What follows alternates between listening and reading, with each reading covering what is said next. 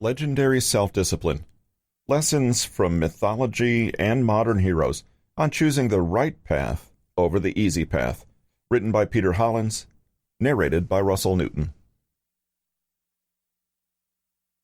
Though every one of the stories that follow could be interpreted in many ways, we'll be looking at them through a very practical, modern-day lens and asking what they can teach us today about personal development, ethics, discipline, mastery, and maturity.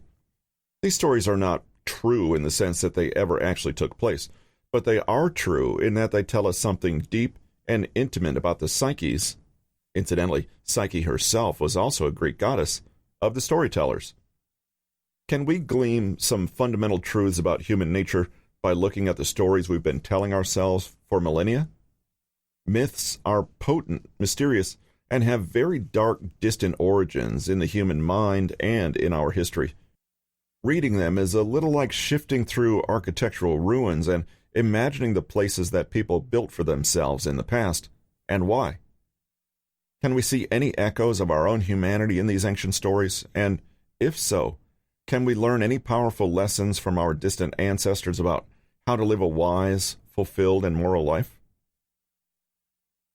Pandora's Box and the practice of discretion and patience in the pursuit of knowledge. In Greek mythology, Pandora was the first human female, and she was made from earth and water in the workshop of Hephaestus, the god of metalworking, masonry, and sculpture. Zeus had asked her to be made in an effort at revenge after Prometheus had stolen fire from the gods and given it to humanity. The pantheon of gods gave gifts to the new woman, whose very name means all gifts. Aphrodite, the goddess of love, gave her beauty, and Athena, the goddess of wisdom and war, gave her intelligence. Zeus, however, gave her the most curious gift of all, a stone jar, subsequently described as a box, that he told her to never ever open. Zeus then sent Pandora with all her gifts to Epimetheus, Prometheus's brother. Expecting revenge, Prometheus had told his brother never to accept any gifts from Zeus, but as you can guess, he welcomed Pandora, and she then failed to resist and opened the jar to see what was in it. Flooding out of the jar came all the evils of the world: sickness, death, hatred, hunger, fear, sadness. Pandora quickly tried to close the box, but it was already too late. She had opened a can of worms, and everything had already escaped. By the time she closed it, there was only one thing left inside: hope. Evil and pestilence had been let out into the fresh world. And for what? How should we interpret this myth today, thousands of years after its first telling? Scholars have picked apart the exact meaning, but we will likely have no need for the academic details here. The fable is certainly an evocative one, bringing to mind themes of Eve eating the forbidden fruit, or of Bluebeard's wife opening a door in the castle she was told never to enter. It may even call to mind the story of Sleeping Beauty, who was also gifted many virtues of supernatural origin, as well as a curse from a more malicious source. We can wonder at the nature of the gifts. Beauty and wisdom naturally seem like wonderful things, but in gifting a jar of evils, was Zeus intending these things to merely bedevil humankind, or are they, in a way, gifts as well? This is made more curious still by the fact that hope is included as one of the evils, and it does not make it out into the world. Is having hope an essentially good or bad thing? Though we will miss certain nuances here, our intention is not to conduct an academic analysis of the classics. We can engage with this myth as it stands, seeing what ideas and emotions it evokes in us. There are perhaps two interpretations here that may spring to mind. The first is that the evils of the world have come to be because of a flaw in a character who does not obey orders and do what they're told. Pandora simply doesn't listen. It's not that she's a bad person, she's simply too curious. The gods, making their wishes clear, forbid Pandora from certain kinds of knowledge, just as Eve is forbidden from eating from the tree of the knowledge of good and evil. But who wants to be told that there is something in the world they're not allowed to know, especially when no reason is given for this rule? Unable to control herself, Pandora's curiosity compels her to trespass and break a rule imposed on her by a higher authority. For this, she is punished, and the lesson is clear.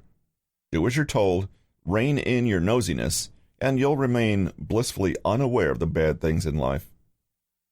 In fact, many myths and stories take this shape. The protagonist is too inquisitive for their own good and wants to know things that are forbidden to them, only to be punished when they really experience that knowledge. The idea is that there is innocence in ignorance, but that knowledge is somehow painful. You can probably relate to this on some level. We have the tale of a nosy wife who wished she hadn't pried into her husband's secrets, or the shadowy CIA agent who tells us, "You can't handle the truth."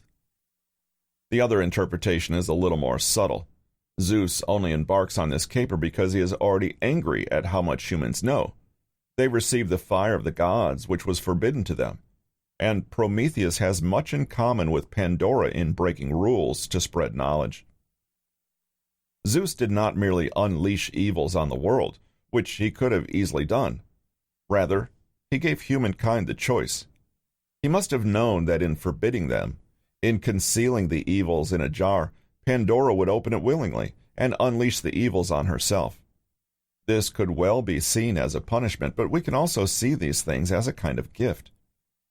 The allegories can suggest that something in humankind propels us to learn, to grow, and find out more. In other words, to be curious. It doesn't matter if we are forbidden or if higher authorities tell us not to. In fact, this might increase the appeal, but there is a price for knowledge. There is always a sacrifice, and nothing comes for free. Unlike the good gifts, which can be received easily as they are, the bad gifts come about as a result of free will. In learning more about the world, our eyes open. We cannot unsee what we have seen, and sometimes the things we learn may be very upsetting. Human progress, driven by curiosity, the desire to know and understand more and more, leads to the evils of the world. It's akin to being expelled from Eden after learning the truth. This can be seen as a lesson in maturity.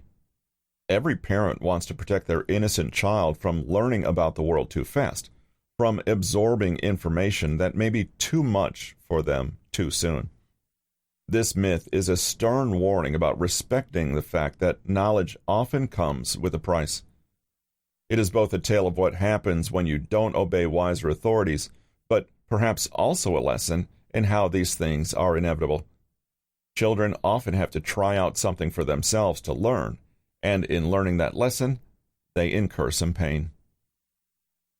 If we bluster ahead merely because we have the free will to do so, merely because we cannot contain our curiosity, we may wade into territory that we're not equipped to deal with and make choices we cannot undo. What is the correct attitude to learning, to progress and development? Humankind has been making advances, scientific, social, and even spiritual, since the beginning of time. But some of these advances can be said to have come at an enormous price. Developments in physics are the result of an insatiable curiosity on the part of the scientists, but were used to create the atom bomb, poisons, new and deadly weapons, machines for control and torture, all things that can be said to be evils to humanity. We cannot go back, just as Pandora cannot put any of the world's evils back into the jar. But many of us would say that even though development and progress is sometimes marred with poor judgment, harsh lessons, and horrible realizations that can't be undone, we wouldn't unnecessarily want them to be undone. In other words, the cost was worth it. In our own lives, we can approach our personal development with a similar degree of consciousness and maturity. Rushing ahead before we truly understand something, or before we are ready for it, is usually disastrous. We must rein ourselves in and exercise self-discipline. Seeking out knowledge simply because we're curious is fine, but learning must be undertaken with an understanding that sometimes the things we discover can be quite frightening and will result in a loss of innocence. This lesson may come across as distinctly old school to the modern reader. It's the equivalent of an old woman sternly warning you to take heed of your elders' advice, or else. But perhaps this is where the modern, particularly Western reader may most benefit. From our cultural context, progress is often seen as an absolute good, and knowledge is to be sought almost for its own sake, with nobody sparing a thought for the outcomes. The idea is that it doesn't matter whether you should, but whether you can. But there are many Pandora's boxes that have been opened in such a spirit, and now cannot be closed again. How can we use this wisdom in our own lives? Curiosity is a wonderful thing, and nobody would suggest you lose all wonder and interest in learning new things. Rather, when you embark on a new project of learning, be wise about it. Are you really prepared and ready for what you may learn? When we forbid young children from watching certain movies, for example, it's not because we want to control them. It's because we want to protect them. When they're old and mature enough, they can truly process what they see without harm. Can you exercise the same wise discretion for yourself? Self-control and self-discipline are paramount here. They can serve as the mental equivalent of treading carefully on a hike and making sure you don't embark on terrain you're not physically fit enough to endure. An obvious, practical, real-world example is that of the nosy spouse. They see their partner's private journal that they are compelled to read, despite knowing it's wrong. Curiosity gets the better of them.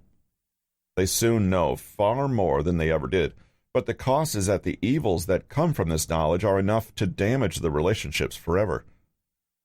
Consider also someone who asks their friend, "Tell me what you think of my screenplay. I want you to be really honest," and then is told to their heartbreak that the screenplay is garbage. On a purely practical level, there is the image of a precocious novice who is told by his teacher to focus on certain tools, techniques, or texts that are appropriate to his level. In his arrogance, he rushes ahead and wants to know it all at once. He uses a tool that he can't manage and hurts himself, or reads a text that thoroughly confuses or distresses him, or sets his progress back because he suddenly realizes how far he has to go and is demoralized. Curiosity is good, and so is learning, but self-discipline is invaluable in telling us the pace we should take in our development. Though we would like to believe otherwise in our modern and democratic times, not all knowledge is for all people at all times. There are remote and isolated tribes in pockets of the world that governments deliberately forbid any contact with. It's because they know that encountering that much knowledge all at once, essentially millennia of progress in a single lifetime, would completely overwhelm and threaten these tribes. Rather, they must be left alone to develop at their own pace. The wisdom, then, is in knowing one's own limitations and having the discipline to be patient, to direct one's curiosity through the appropriate channels. Try to guard against seeking out knowledge merely because you can't contain your nosiness. Rather, plan your path to wisdom as though you were making your own carefully considered curriculum. Build on your knowledge in stages, take your time, and digest what you learn completely before moving on. Lastly, the biggest lesson may come in the realization that knowledge inevitably brings with it a certain loss of innocence, a certain maturity. Approach this gently, thoughtfully, and with awareness, and the evils of the world can be seen as lessons that give us wisdom. Daedalus and Icarus, and the merits of moderation. Many of the Greek myths have the same flavor we find in the tale of Pandora's box: warning against going too far, being too arrogant, and trespassing into the realms that more rightly belong to the gods. The famous story of Daedalus and his son Icarus is a prime example, and even today this theme survives in modern stories of special people who flew too close to the sun and failed. The story is simple. Daedalus was a master inventor and designer, trained by the mighty goddess Athena herself, and he was commissioned by King Minos to create a vast and complicated labyrinth. The purpose of the labyrinth was to forever trap the monster Minotaur, who was half bull and half human. The existence of this aberrant creature is a complex tale in itself. Powerful Minos was favored by the gods and given a white bull. They told him to sacrifice it, but he disobeyed, and in revenge, The gods caused Minos's wife to fall in love with the white bull, producing their monster child, the Minotaur. To hide his shame, Minos needed a place to put this creature, and this is where Daedalus and his son come in. Having completed this glorious maze, however, King Minos imprisoned father and son inside it. Minos is clearly not the most ethical of characters, to prevent anyone learning about the labyrinth at all. But crafty Daedalus concocted a plan on how to escape, gathering feathers from birds and sticking them together with wax to make wings. The pair designed their escape. They would fly out of the maze. As they made their escape, wise Daedalus warned his son not to fly too close to the sun, because the warmth would melt the wax and disintegrate his wings. They succeeded for some time, but after they passed Delos Island, Icarus forgot the warning and flew higher and higher. As Daedalus predicted, the sun melted the wax, the wings broke, and poor Icarus fell to the sea and drowned. This myth is a powerful one because it so clearly and simply explains rather complex ideas of overambition and human egotism. In many languages and myths, those who are down to earth, salt of the earth, or with their feet firmly on the ground, are practical, realistic, and straightforward types.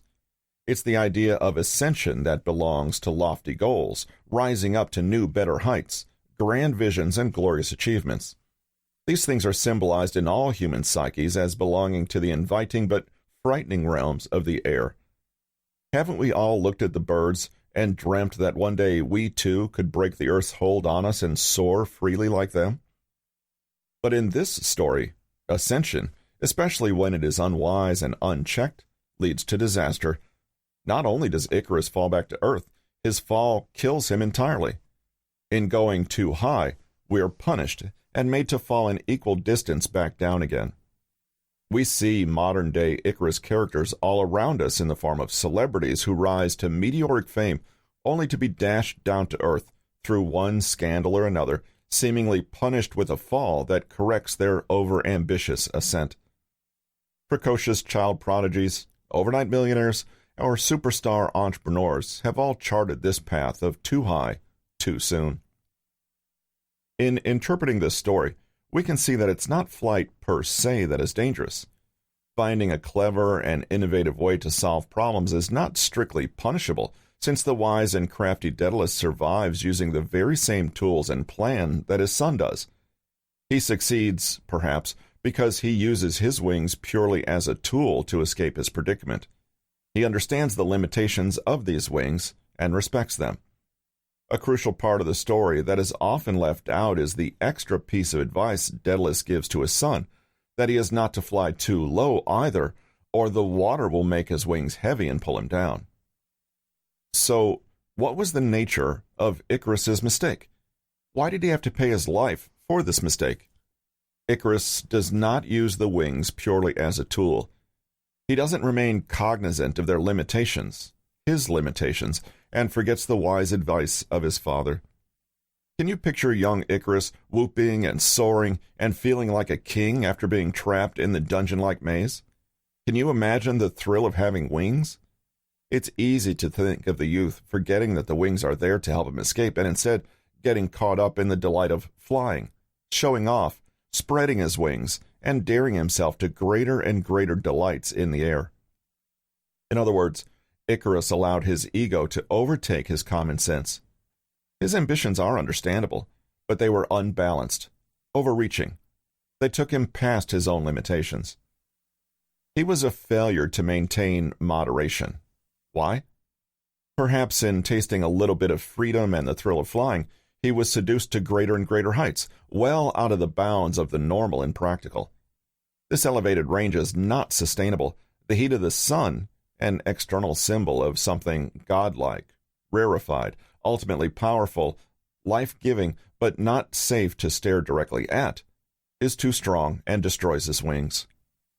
The wings here are the very things that allow him to reach the heights in the first place, but are undermined by too sharp an ascent.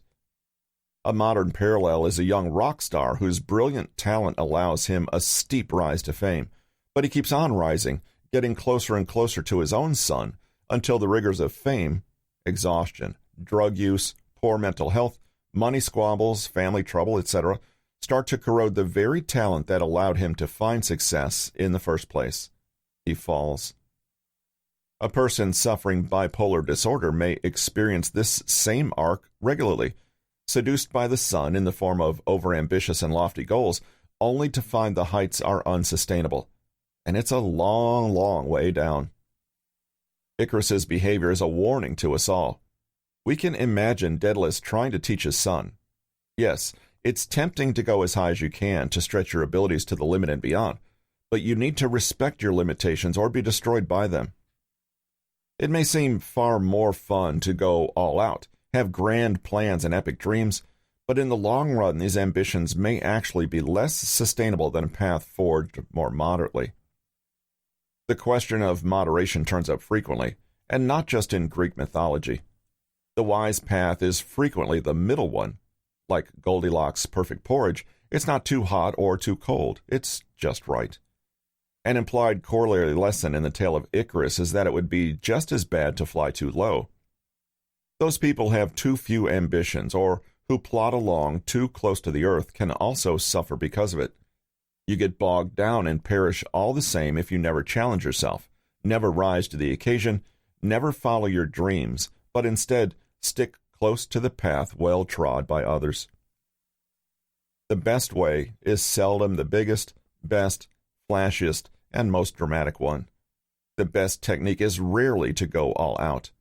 Rather, it's a question of appropriateness, of balance, and a light touch to discern when to push and when to hang back.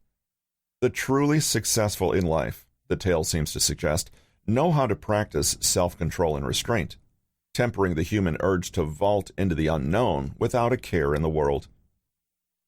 How can we apply these principles to our own lives, especially when it comes to moderation? It can be tricky when we live in a world that, in many ways, encourages epic and unsustainable levels of success. Surrounding us are stories and images of impossibly beautiful women, impossibly wealthy men, impossibly skillful scientists and creators, impossibly talented athletes, and impossibly intelligent philosophers. We tell our children to dream big and lap up stories of rags to riches and the American dream, telling us that an ordinary person can and even should aspire to the absolute peak of achievement. Not only does the intensity of this ambition frequently backfire, how many of us actually achieve it, but for the few that succeed, the intensity is often damaging. We don't hear as often the stories of successful entrepreneurs who have sacrificed everything at the altar of business, including relationships, physical health, even their sanity. We forget about the stars after they burn out and retreat. Ours is a culture that encourages people to always be more. The irony is that the more measured, mature, and to some more boring approach actually has the better chance of lasting success and happiness. Fly, but not too close to the sun. Strive, develop, and have goals, but temper these with realistic restraint. Daedalus never forgets what he is meant to be doing, escaping to safety. It's this that is at the front of his mind and not the wings themselves. Icarus's downfall could also be a warning against narcissism and vanity. By becoming enamored with his own ability to fly, Icarus forgets what the wings are actually there for. Thus, an author that finds sudden and spectacular fame may get a big head and start to view his art more as ego-stroking for his vanity and not about the writing itself. To combat this sort of waywardness, we have to consistently be aware of and resist the temptation to go further than we should, or can. In all your goals and dreams, can you be honest with yourself and ask what proportion of the goal is simply for your own self-glorification? Have you ever tasted a little success and then ran with it, well beyond your limits?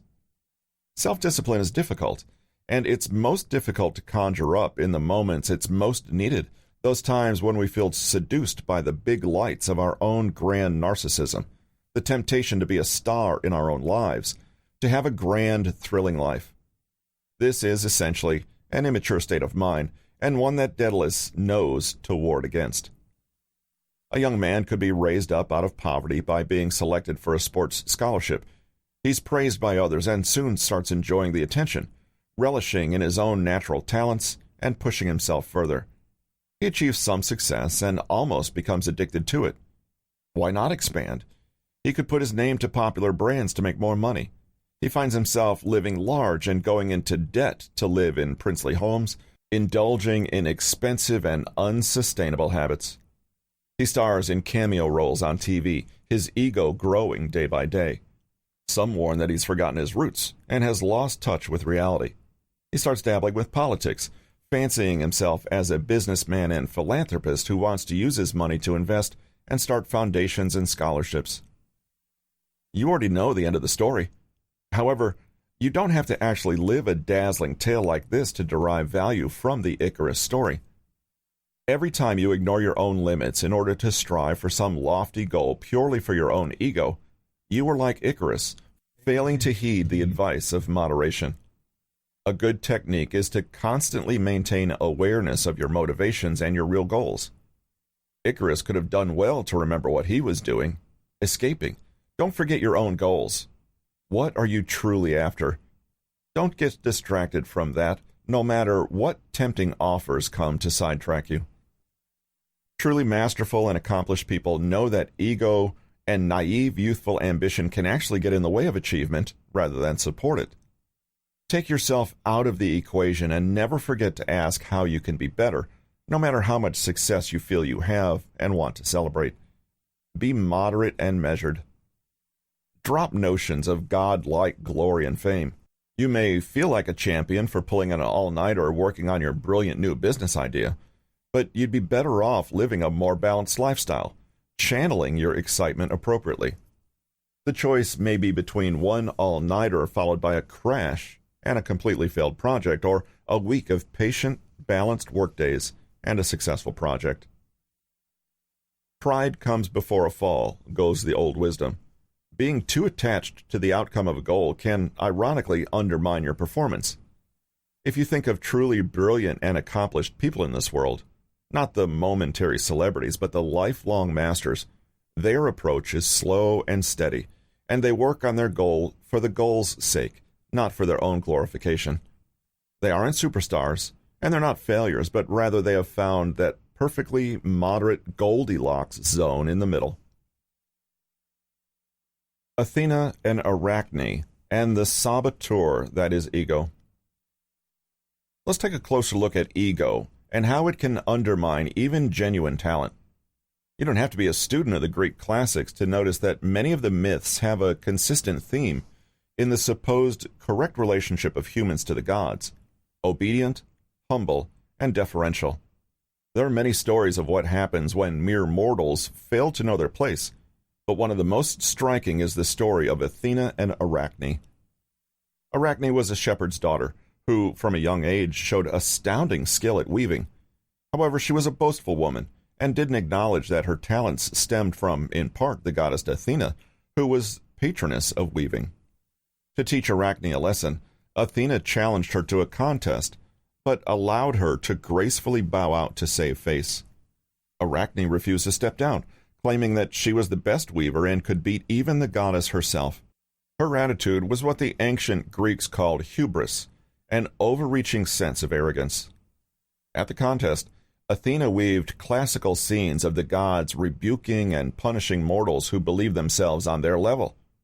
Arachne depicted the god Zeus deceiving, tricking, and even seducing mortals, a very cheeky statement indeed. The goddess, seeing this and noting also that Arachne's work was indeed better than hers, was furious. She destroyed the weaving and struck Arachne, who was so ashamed that she soon hanged herself. Athena's stern punishment was to turn Arachne into a spider. Indeed, her name means spider in ancient Greek, so she could spin for all eternity. What are we to make of this tale? Here, it's important to note that the historical and cultural nuances of this story are complex and carry themes of provoking authority and perhaps even a satirical poke at what was autocratic rule by Emperor Augustus at the time. Nevertheless, we can adapt this tale for more modern tastes quite easily. Though few today will claim to seriously believe in the gods, the truth is that we do function with a fixed idea of external authorities that rule over our lives, Our gods could be government, the various powers that be, the rich, the culture at large and its norms and values, the economy, the law, even natural scientific principles that are felt to reign over us in a more or less non-negotiable way. By seeing the allegorical gods in Greek myths more as ideas, archetypes, and beliefs, we can begin to uncover more depth to the story. Arachne's transgression is clear. She's arrogant and immature. Her overconfidence allows her to see herself as the sole cause of her success, rather than acknowledging that luck, fate, or the support of others might have played a role too. Rather than being grateful for her abilities, she is cocky and boastful. She's like a student who precociously challenges their master, completely forgetting that the master has taught them so much of what they know. Or a cheeky young child mocking his parents for being boring and uncool, not realizing that his parents are that way in part because they've worked so hard to provide for him. A crucial detail in this story is that Arachne is actually right. She is a better weaver than the goddess, and proves it. She accurately shows an unflattering portrait of Zeus himself, criticizing his behavior to mortals. But this does nothing to stop the outcome of the story. In fact, the goddess, doubly enraged by the impetuosity, punishes her even more harshly where she was willing to forgive in the beginning. Does this really mean that the tale is telling us to fold and submit to higher authorities even when they're wrong and when we are right? One of the lessons here is an uncomfortable one. Being right doesn't necessarily mean you'll get what you want in life. We can imagine a modern-day analogy. A plucky young intern joins a powerful company and starts to challenge the bosses, stepping out of line, disobeying orders, and publishing disparaging the entire way the company does business. He may well be right, but those in charge aren't likely to respond well to his attitude, and he may quickly find himself out of a job and even blacklisted. The fact that he legitimately knew better won't figure into the story. It's his nerve and condescending attitude that earn him a smiting from the gods. The intern fails to properly understand that his role in the organization, his salary, and his position all come from those higher up. He may not agree with everything they say, but it is certainly unwise to flagrantly challenge them. Ultimately, they still have the power, just as Athena has the power to completely destroy Arachne, whether she won the contest or not. This interpretation can seem a little discouraging to those who like to imagine that the world always rewards truth and honesty, but again, here the more subtle message is the power of patience, moderation, and self-control. Arachne simply doesn't think about what she's doing. She knows she's right, she's prideful and full of herself, and never stops to imagine how things may play out for her. Let's imagine the gods and goddesses as more abstract principles. Have you ever known anyone who railed and fought relentlessly against, for example, the government, religion, culture, the law, other people in general? Those people always felt themselves to be in the right, those know-it-alls who seldom respect others, in particular if those others are in a position of authority. This is a rebellious, haughty person who likes to push back against business as usual, the higher-ups, or anything, really. If we understand the gods to be symbolic principles of a natural universal order, a person who challenges this is someone who doesn't respect forces greater than himself. Perhaps he's a daredevil with no care for his own mortality, and essentially challenges the gods to a contest every time he performs some reckless stunt. Maybe he's a haughty scientist who boldly claims that there simply are no gods, only the rational world of science, which he will soon get the better of using nothing more than his own intellect. A version of the myth that's perhaps a little more relevant for modern audiences.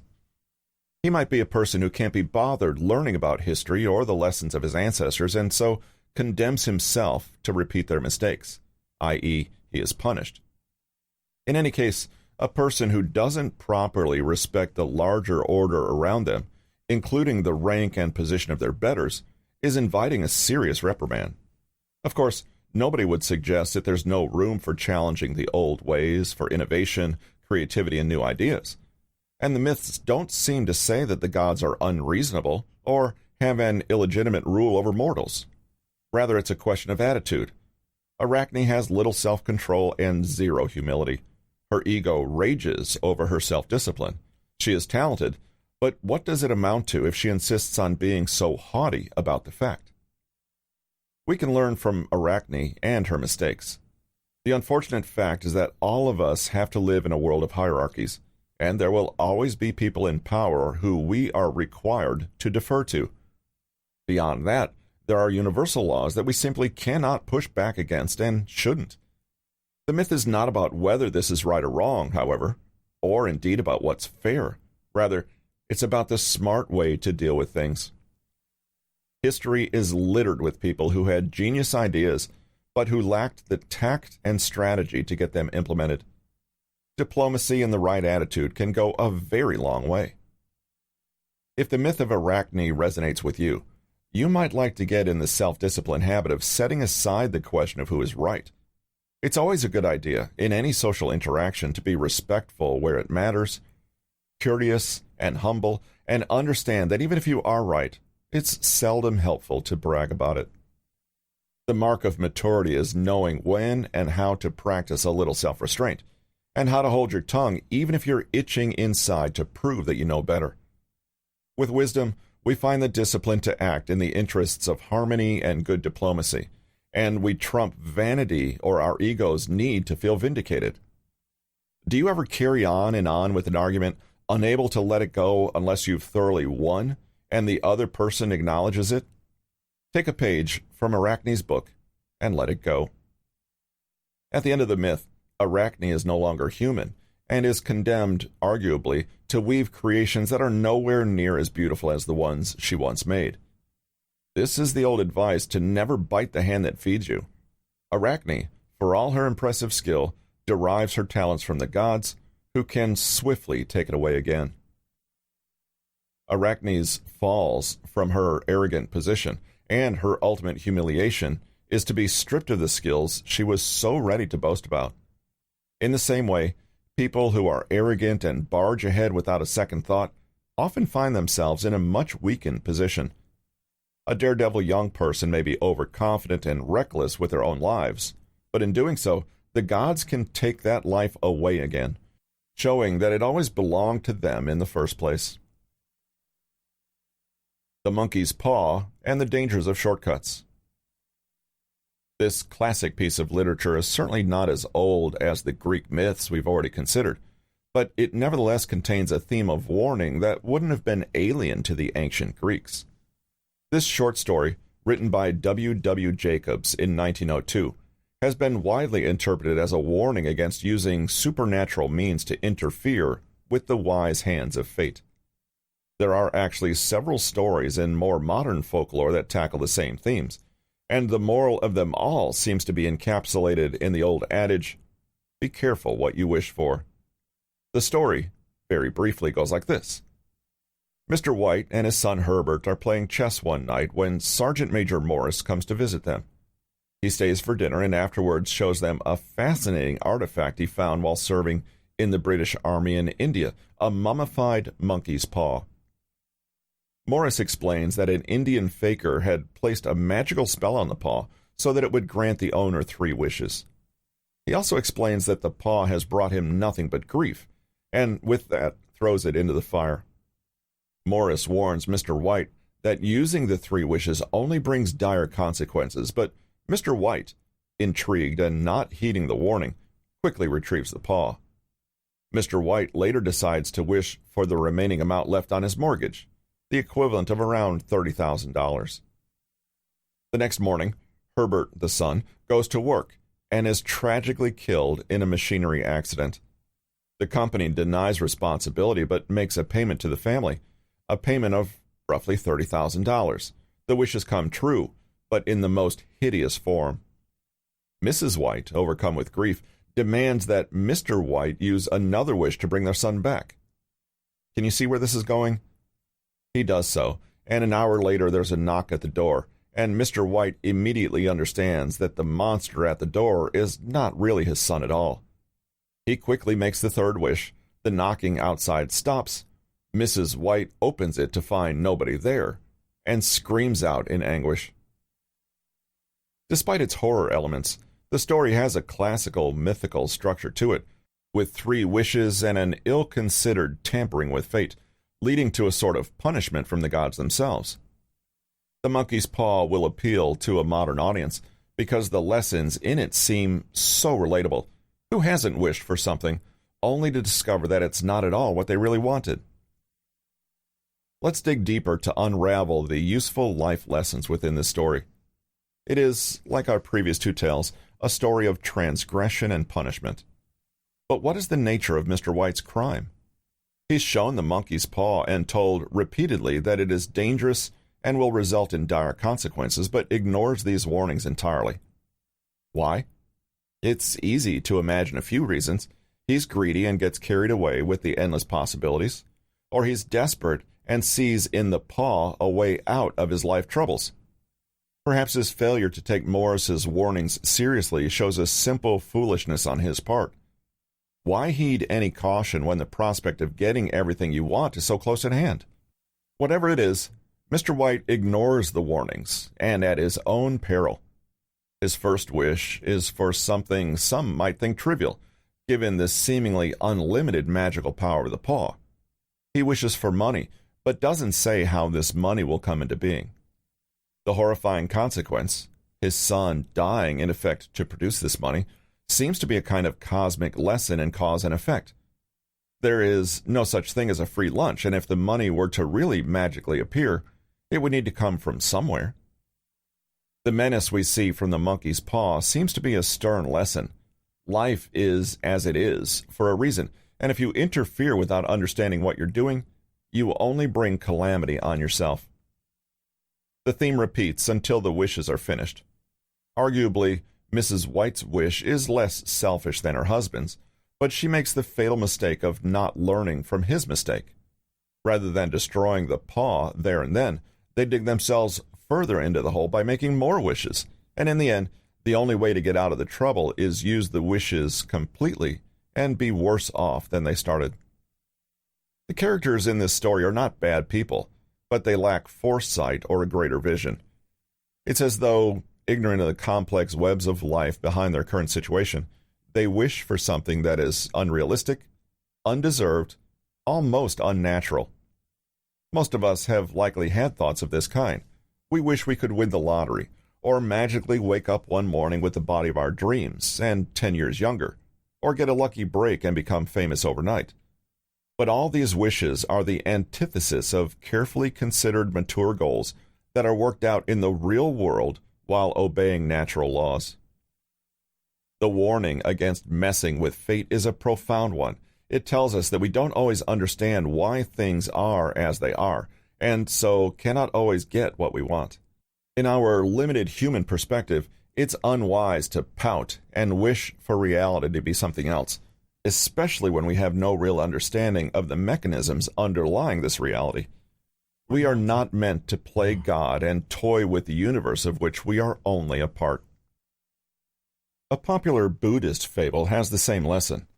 A farmer one day loses his only horse, and his neighbor says, "How unfortunate for you." But the farmer only replies, maybe not, we'll see. Later the horse comes back, and following it is another, better horse. The neighbor now says, "How fortunate for you." And again the farmer replies, maybe not, we'll see. Later, the farmer's son is injured trying to train this new horse, and the neighbor again chips in, saying how unlucky the farmer is. The farmer only says, maybe not, we'll see. Sometime later, war is declared, and every young man drafted to serve. However, the farmer's son, being injured, is exempt and can stay home, surely saving his life. Again, the neighbor congratulates the farmer and says how lucky he is, and the farmer, in his wisdom, only smiles and says, maybe not, we'll see. The moral of this story is obvious. In our limited perspective, we're never truly in the position to say whether events or circumstances are fortunate or unfortunate, good or bad. Some calamities later turn out to be blessings in disguise, and some gifts are later understood as curses. Many people say that their most painful life challenges taught them the most about life, and many people discover, with little time and wisdom, that what they thought they wanted brought them no happiness at all. It's this strictly human limitation on perspective that makes us so ill-equipped to decide fate is wrong and that we know better. Just as a child who is given the power to decide what to have for dinner might foolishly decide on 4 bowls of ice cream and be sick, we can't always know the best course for life to take in the grand scheme of things. How do we take the lessons from the monkey's paw and put them into practice in real life, though?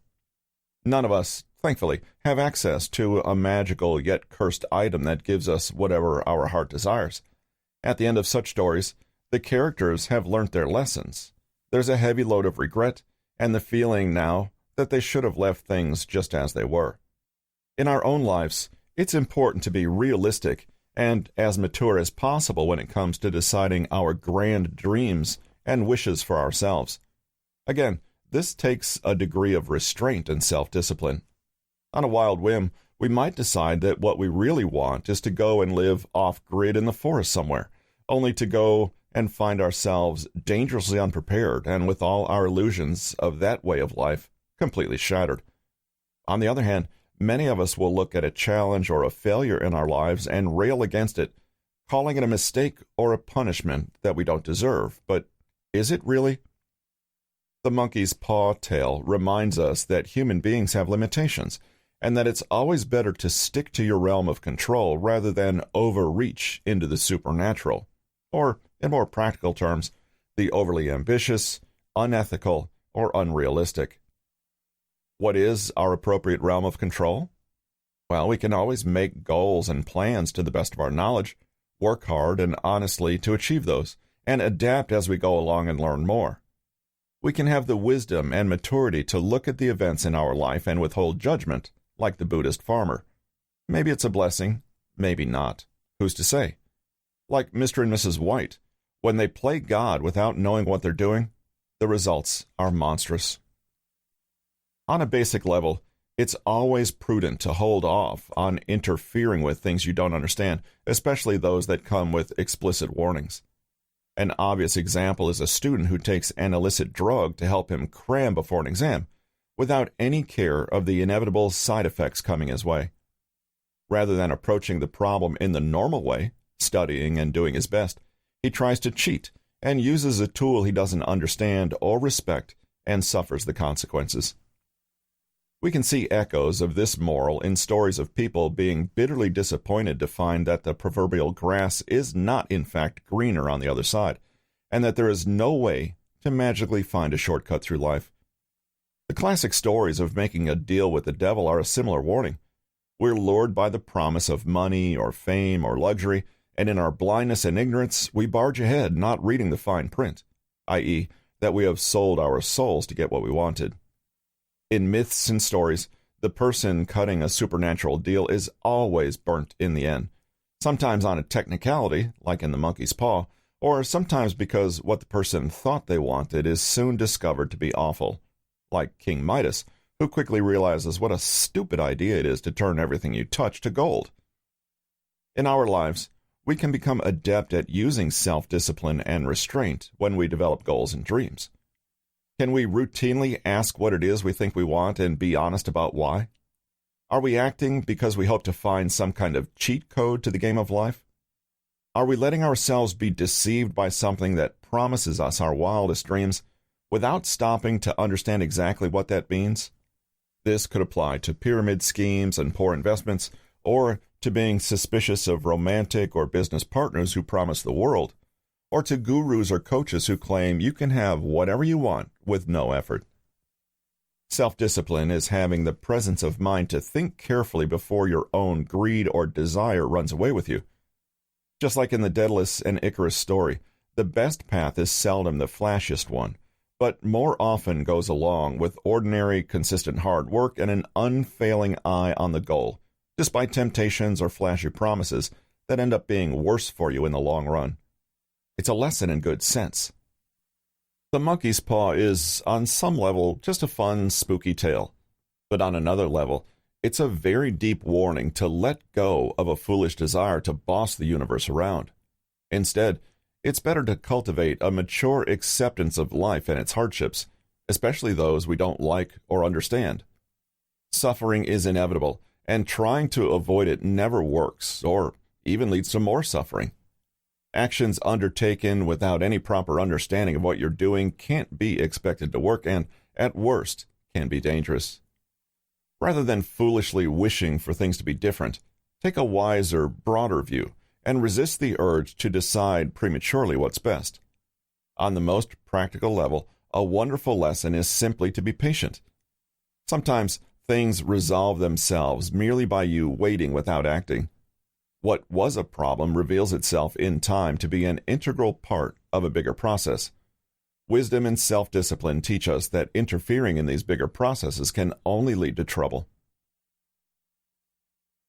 Hercules and the 12 labors and embracing hardship. Even those unfamiliar with Greek mythology will recognize the name Hercules and the 12 near-impossible feats of strength and bravery he was assigned to complete. But few know why Hercules labored on these tasks and what the deeper lesson of the story is. Context matters here. Hercules was born of Zeus, as so many were. He was a busy deity. However, he was only a demigod, since his mother was Alcmene, a mortal. Zeus was married to the goddess Hera at the time, who was so enraged that she vowed to destroy Hercules, the incarnation of her husband's infidelity. To take revenge, she sent snakes to the baby Hercules' crib, but the boy, showing incredible strength, simply killed the snakes. He grew to be a strong, successful man who later married and had 3 strong sons. Jealous and angry at his success, Hera upped the ante and caused the adult Hercules to fall into an insanity that caused him to kill his own children and wife, Megara. Once the insanity lifted, Hercules was overcome with grief. He sought the counsel of wise Apollo, who told him that to redeem himself, he must serve Eurystheus, the king of Tiryns. Unfortunately, Hera found a way to sneakily suggest that the king assign impossible tasks that would surely kill Hercules. He had to slay a 9-headed Hydra monster. He had to kill the fierce Nemean lion, capture the Erymanthian boar and the Cretan bull, obtain the belt of Hippolyta, and several other dangerous or near-impossible feats. For posterity, the rest of the 12 labors of Hercules were as follows. Capture the stag of Arcadia. Clean the cattle stables of King Augeas of Elis. Shoot the carnivorous birds of the Stymphalian marshes. Capture the mad bull of the island of Crete. Capture the man-eating mares of King Diomedes of the Bistones. Take the girdle of Hippolyta, queen of the Amazons. Steal the cattle of the 3-bodied giant Geryon of the island of Erythia. Retrieve the golden apples at the world's end guarded by Hesperides. Fetch from the underworld the 3-headed dog Cerberus, guardian of the gates of the underworld. No small feats. Astonishingly, Hercules achieved all the tasks, one by one, with his strength, determination, and cunning, and a little help from others along the way. Hercules continued to have many escapades after completing his missions, and the ferocious Hera never quite stopped trying to trick, destroy, or humiliate him. But eventually, the gods were so impressed with Hercules' strength that they elevated him to a full god. What can we learn from poor Hercules' seemingly never-ending life troubles and dramas? Like other mythical figures, consider the biblical Job, who similarly has misfortune after misfortune thrown his way.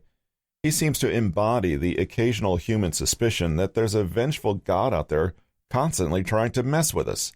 Sometimes it feels like life is just one difficulty after another. The myth of Hercules teaches us that we are all, in a way, demigods. We have a weaker, fearful, and mortal human side, but also a stronger, wiser, godlike aspect that can help us triumph over any adversity, if we can follow it, rather than give in to the temptation to give up. In fact, Hercules does face this very decision in a lesser-known story from his childhood. The story of Kakia and Arete tells us a lot about what the myth of Hercules is really all about. It goes like this. In Hercules' youth, he was confronted by 2 very different goddesses. The first was beautiful, alluring Kakia, who offered Hercules a life of easy pleasure. Though she told him she was called Happiness, her name actually means vice. Kakia promised a path that was free of pain and hard work, and was filled instead with pleasure and delight, i.e., the easy way. You can guess how Arete compared. She was a humble, quiet goddess who told Hercules that her path was the only way to genuine happiness and achievement, but it would be long and difficult, even painful at times. Her message was simple. Nothing worthwhile in the world was to be gained without hard work and effort. Pleasure and wisdom had a price, which the wise man understood and paid willingly. Her promise was only that if Hercules wanted to achieve great things, he must learn to master those skills, and he must work for what he wanted, and in laboring for them, they would be worth so much more. Her name meant virtue and suggested a life path that was slower, more steadfast, but ultimately the best hope at a good moral existence, i.e., real happiness. Arate's path was the hard way. By his conduct throughout his life, we already know which path Hercules ultimately chose. By going the way of virtue instead of vice, he set himself up for mountains of hard work, pain, suffering, discomfort, difficulty. But he also paved the way for himself as a hero and future god, none of which would have been possible if he had shrunk away from challenge or given up when faced with adversity. So in reading the story of Hercules, we needn't feel sorry for him and the constant attacks from Hera. Rather, these are trials that only strengthen the already powerful Hercules. Rather than his adversity disrupting a life path that was meant to be easy and pleasurable, the struggle was the very cause of his later success and contentment. Hercules went along with his 12 labors willingly. That he did so can teach us a lot about ourselves and our own inner demons. Hercules teaches us first that a bad start in life doesn't have to be the end of the world. He truly had the cards stacked against him. He was a child of an affair and had someone out to kill him from the day of his birth. But he had other things in his favor, which he capitalized on. He was still a demigod, and was raised to develop and strengthen his talents despite his origins and difficulties. In Hercules' very nature, we see the two potential paths, the option for the easier, more mediocre life, or the chance at greatness, at godlike achievement, and all the heroic deeds it would demand of him. Hercules teaches us another lesson that is perhaps less common in modern times than it was in ancient Greece. Life is hard. Even when you're a half-god, life is still difficult and dangerous and uncomfortable and chaotic. It doesn't matter that Hercules has superhuman strength. Even he is tested to the limits of his abilities. So it doesn't really make a difference what gifts or advantages we possess. Life will always push us to those limits and demand we step up and be even better. These lessons, however, will never be easy. They will take grit and determination, since they'll come in the form of struggle, disappointment, and challenge. It's a matter of attitude. If we expect that life should be easy, we will be dismayed when it inevitably isn't. We'll see the challenges that come our way as mistakes or unwanted barriers in our path that should lead us directly and easily to the finish line. It's a perspective, in other words, that guarantees we will give up, lose faith, or resort to blame when we cannot achieve the things we want for ourselves. But if we acknowledge that life is not easy and never will be, and perhaps that it shouldn't be, then we can adopt the attitude of finding ways through and around troubles, with us coming out the other end strengthened and ennobled. Nothing that is truly valuable is given for free. And in life, the best things of all are often those things that you've won and earned for yourself, with blood, sweat, and tears. There's never an easy way out. But knowing this, we can not only endure hardships, but actually embrace them, grateful for the opportunity to test and prove ourselves, to dig deep, and show ourselves what we're made of. Anyone can succeed in easy times, but it takes character and active effort to prove yourself in the hard times. The success won in these hard times will be infinitely more valuable than reaching the end of an easy life with nothing much to show for it. It's also important to remember that life's struggles never really go away. Hera never stops pursuing Hercules. She's taken as a fact of life. But just like iron can be strengthened and made sharper in a forge of fire, or by being run along an even sharper sword, our adversities can sometimes be our training partners, the very force in life that challenges us to be better. This force will always be there. We're on our path, and suddenly things don't go to plan. There's an obstacle in the road, an enemy, a misfortune, or accident. And after that, there's another one. It's not the presence of these obstacles, but how we respond to them that will determine the quality of our success. The easy path of avoiding troubles and seeking only pleasure may feel good in the moment, but it weakens a person. Willpower can be thought of as a muscle. When it's not exercised, it withers. The promise of a good, easy life is ultimately an illusion because nothing is for free, and one way or another we pay for it. In forfeiting the challenge, in running away, avoiding hardship, blaming others, or failing to rise to the challenge, we actually impoverish ourselves and pass up a golden opportunity to become more than what we currently are. The goddess Arete is the perfect personification of this idea. Discipline, sacrifice, humble hard work, and a virtuous life can seem plain and unexciting in the moment, but reap massive rewards later on. The flashy goddess Kakia promises a lot, but is all talk. When it comes down to it, she's only offering a life of shame and pointlessness. The easy life is nothing to be proud of because it doesn't teach us anything. It doesn't inspire the best from us. In other words, it's cheap because it costs us nothing. Sometimes we can look at amazing and accomplished figures and not see them for what they really are.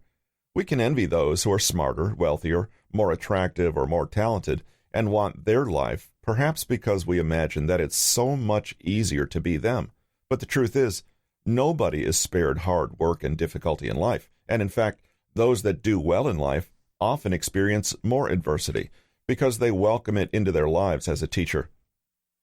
Hercules was naturally very strong, but his feats were never easy, never any less frightening or difficult than they would be for anyone else. In fact, we can be grateful that in comparison, our challenges are so much less daunting than poor Hercules. Many of the individuals in our book have faced difficulties that actually go beyond the normal lot of human suffering. These are the people who preach inner strength, commitment, hard work, discipline, and all the rest. Isn't it curious that those we consider most successful in these cases often actually faced more challenge and adversity than the average person?